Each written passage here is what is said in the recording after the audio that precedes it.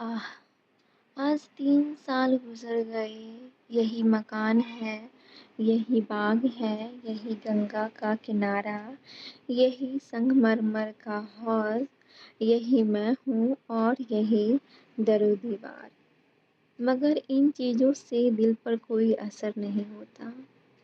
वह नशा जो गंगा की सुहानी और हवा के दिलकश झोंकों से दिल पर छा जाता था, उस नशे के लिए अब जी तरस के रह जाता है। अब वह दिन ही नहीं रहा।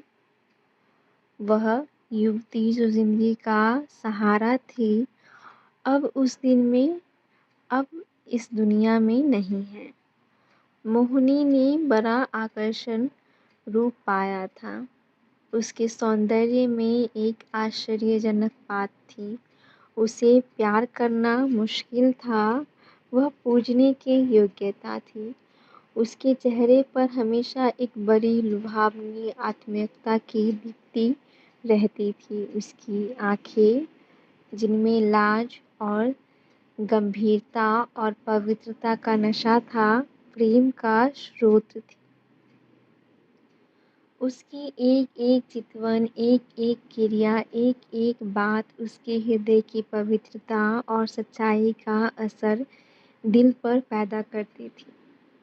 जब वह अपनी शर्मीली आँखों से मेरी ओर ताकती, तो उसका आकर्षण और उसकी गर्मी मेरे दिल में एक ज्वार-भाटा सा पैदा कर देती थी।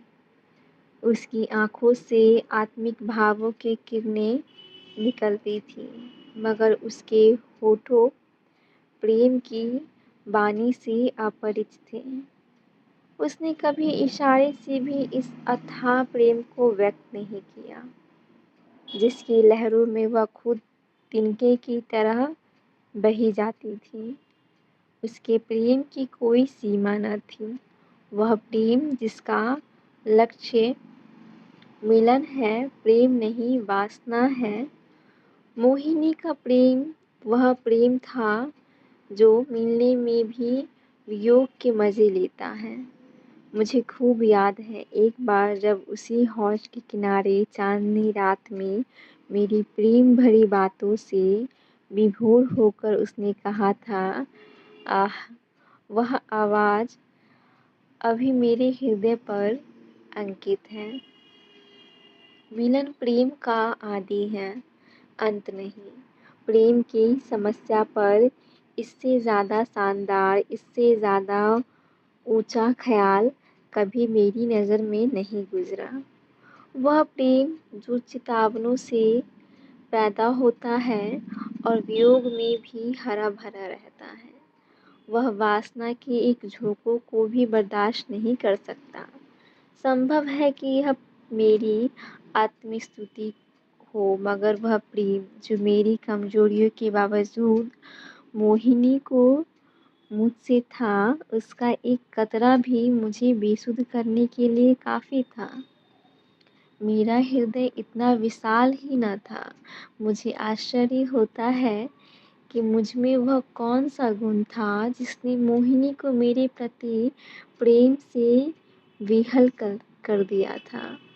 सौंदर्य, आचरण की पवित्रता, मर्दानगी का जौहर, यही वह गुण है जिन पर मोहब्बत न्यौछावर होती है। मगर मैं इनमें से एक पर भी गर्व न कर सकता था। शायद मेरी कमज़ोरियाँ ही उस प्रेम की तरफ का कारण थी। मोहिनी में वह अदाएँ न थीं जिन पर रंगीली तबीयतें फ़िदा हो जाया करती हैं। तिरछी चितवन रूप, गर्व की मस्ती भरी हुई आँखें, दिल को मोह लेने वाली मुस्कुराहट, चंचल वाणी, उनमें से कोई चीज़ यहाँ न थी।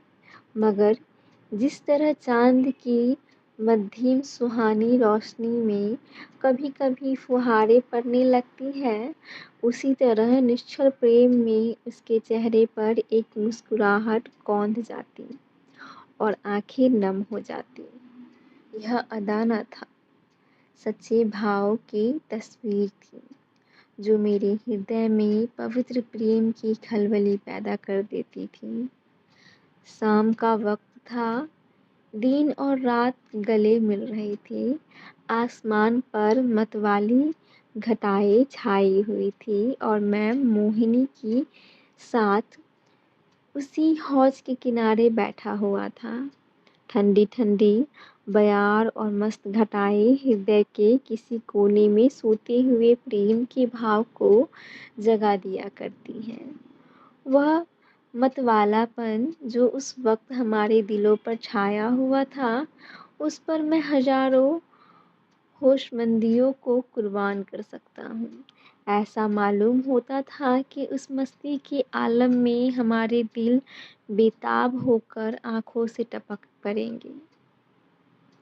आज मोहिनी की जवान भी संयम की बेड़ियों से मुक्त हो गई थी और उसके प्रेम में डूबी हुई बातों से मेरी आत्मा को जीवन मिल रहा था। एकाएक मोहिनी ने चौंक कर गंगा की तरफ देखा। हमारे दिलों की तरह उस वक्त गंगा भी उमड़ी हुई थी।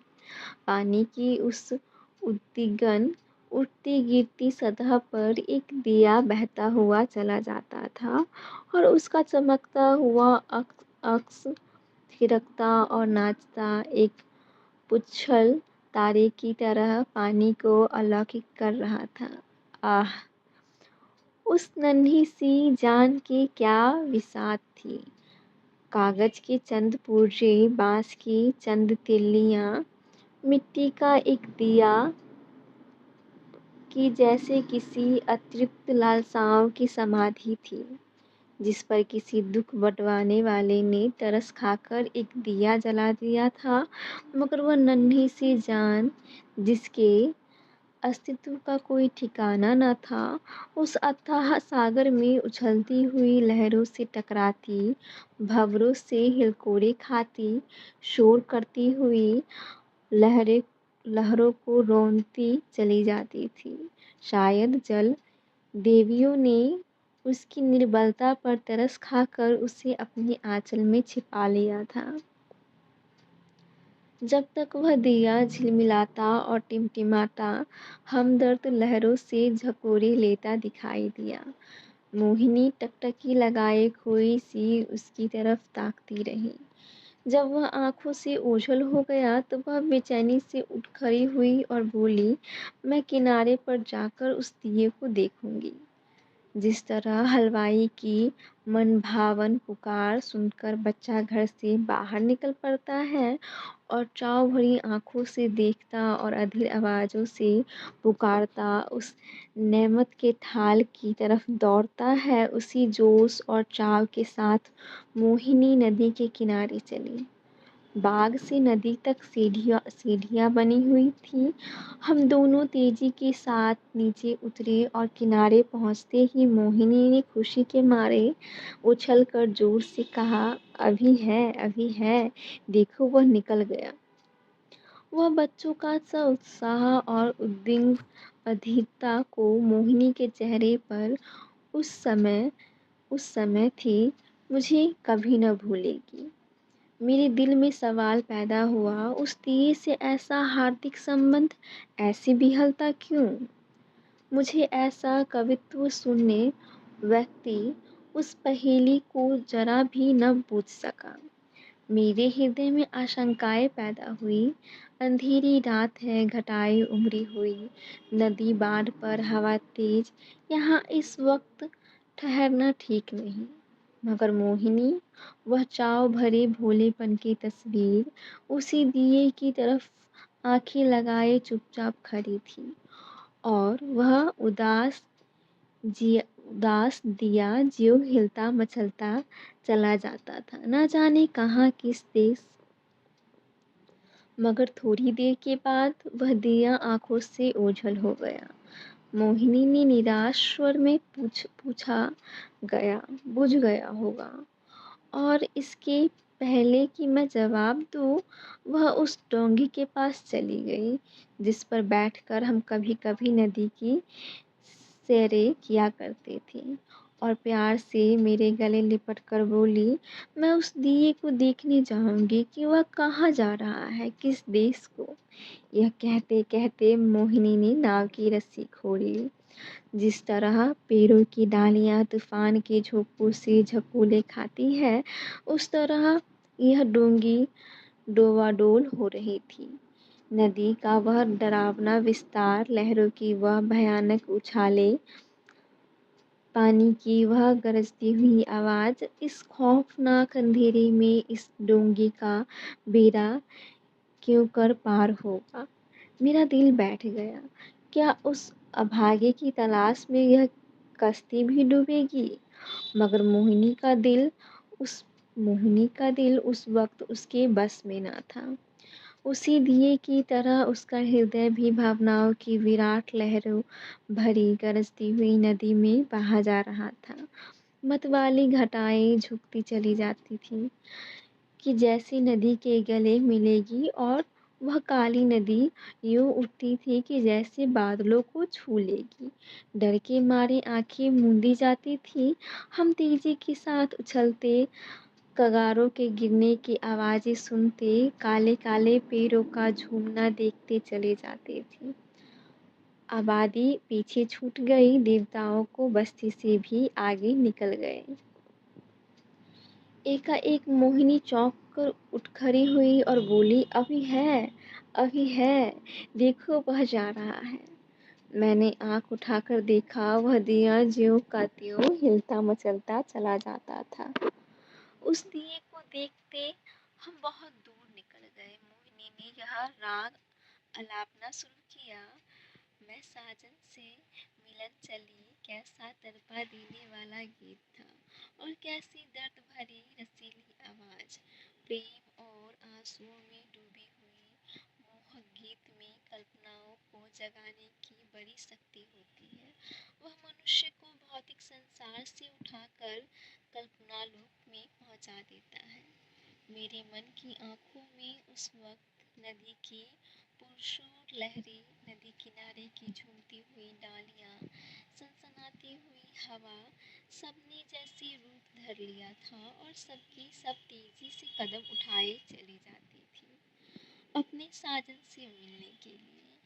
उत्कंठा और प्रेम से झूमती हुई ये युवती की धुंधली सपने जैसे तस्वीर हवा में, लहरों में और पेड़ों की झुरमुट में चली जाती दिखाई देती थी, और कहती, साजन से मिलने के लिए। इस गीत ने सारे दृश्य पर उत्कंठा का जादू फूंक दिया। मैं साजन से मिलने चली, साजन बसत कौन सी नगरी, मैं बूढ़ी न जानूं, न मोहे आस मिलन की, उससे ऐसी प्रीत भली, मैं साजन से मिलन चली। मोहिनी खामोश हुई तो चारों तरफ सन्नाटा छाया हुआ था, और उस सन्नाटे में एक बहुत मध्यम रसीला स्वप्निल स्वर दीक्षित के उस पार से, या नदी के नीचे से, या हवा के झोंके के साथ आता हुआ मन के कानों को सुनाई देता था। मैं साजन से मिलन चली। मैं इस गीत से इतना प्रभावित हुआ कि जरा देर के लिए मुझे ख्याल ही न रहा कि कहाँ हूँ और कहाँ जा रहा हूँ। दिल और दिमाग में वही राग गुज रहा था। अचानक मोहिनी ने कहा, उस दिए को देखो। मैंने दिए की तरफ देखा, उसकी रोशनी मंद हो गई थी और आयु की पूंजी खत्म हो चली थी। आखिर वह एक बार जरा भभका और बुझ गया। जिस तरह पानी की बूंद नदी से गिरकर गायब हो जाती है, उसी तरह अंधेरे के फैलाव में उस दिए की हस्ती गायब हो गई। मोहिनी ने धीमे से कहा, अब नहीं दिखाई देता, बुझ गया। यह कहकर उसने एक ठंडी सांस ली। दर्द उमड़ आया, आंसुओं से गला फंस गया। जबान से सिर्फ इतना निकला, क्या यही उसकी आखिरी मंजिल थी? और आंखों से आंसू गिरने लगे। मेरी आंखों के सामने से पर्दा सा हट गया। मोहिनी की बेचैनी और उत्कंठा, अधीरता और उदासी का रहस्य समझ में आ गया, और बरबस मेरी आंखों से भी आंसू की चंद बूंदें टपक पड़ी। क्या उस शोर भरे, खतरनाक, तूफानी सफर की यही आखिरी मंजिल थी? दूसरे दिन मोहिनी उठी तो उसका चेहरा पीला था। उसे रात भर नींद नहीं आई थी। वह कवि स्वभाव की स्त्री थी। रात की उस घटना से उसने दर्द भरे भावुक हृदय पर बहुत असर पैदा किया था। हंसी उसके होठों पर यूं ही बहुत कम आती थी। हाँ, चेहरा खिला रहता था। आज से वह हंसमुखपन भी विदा हो गया। हरदम चेहरे पर एक उदासी सी छाई रहती और बातें ऐसी जिनसे हृदय छलनी हो जाता था और रोना आता था। मैं उसके दिल को इन ख्यालों से दूर रखने के लिए कई बार हंसने वाले किस्से लाया, मगर उसने उन्हें खोल कर भी न देखा। हाँ, जब मैं घर पर ना होता तो वह कवि की रचनाएं देखा करती, मगर इसलिए नहीं कि उसने पढ़ने से कोई आनंद मिलता था, बल्कि इसलिए कि उसे रोने के लिए ख़याल मिल जाता था। और वह कविताएँ जो उस ज़माने में उसने लिखी, दिल को पिघला देने वाले दर्द भरे गीत हैं। कौन ऐसा व्यक्ति है जो उन्हें पढ़कर अपने आंसू रोक लेगा? वह कभी-कभी अपनी कविताएँ मुझे सुनाती और जब मैं दर्द में डूबकर उसकी प्रशंसा करता तो मुझे उसकी आँखों में आत्मा के उल्लास का नशा दिखाई पड़ता। हँसी दिल लगी और रंगीनी मुमकिन है। कुछ लोगों के दिलों पर असर पैदा कर सके, मगर वह कौन-सा दिल है जो दर्द के भाव से पिघल न जाएगा? एक रोज़ हम दोनों इसी बाग की सैर कर रहे थे। शाम का वक़्त था और चैत का महीना। मोहिनी की तबीयत आज खुश थी। बहुत दिनों के बाद आज उसके होठों पर मुस्कुराहट की झलक दिखाई दी थी। जब शाम हो गई और पूर्णमासी का चाँद गंगा की गोद से निकलकर ऊपर उठा तो हम इसी हौज के किनारे बैठ गए। यह मौसिरियाँ की कतार और यह हौज मोहिनी की यादगार है। चांदनी में विसात आई और चौपड़ होने लगी। आज तबीयत की ताजगी ने उसके रूप को चमका दिया था और उसकी मोहक चपलताएं मुझे मतवाला किए देती थी। मैं कई बाजियों खेला और हर बार हारा। हारने में जो मज़ा था वह जीतने में कहाँ। हल्की सी मस्ती में जो मज़ा है वह छकने और मतवाला होने में नहीं। चांदनी खूब छिटकी हुई थी। एकाएक मोहिनी ने गंगा की तरफ देखा और मुझसे बोली, वह उस पार कैसी रोशनी नजर आ रही है। मैंने भी निगाह दौड़ाई। चिता की आग जल रही थी, लेकिन मैंने टाल कर कहा, साझी खाना पका रहे हैं। मोहिनी को विश्वास नहीं हुआ। उसके चेहरे पर एक उदास मुस्कुराहट दिखाई दी और आंखें नम हो गई। ऐसे दुख देखने वाले दृश्य उसके भावुक और दर्दमंद दिल पर वही असर करते थे जो लू की लपट फूलों के साथ करती है।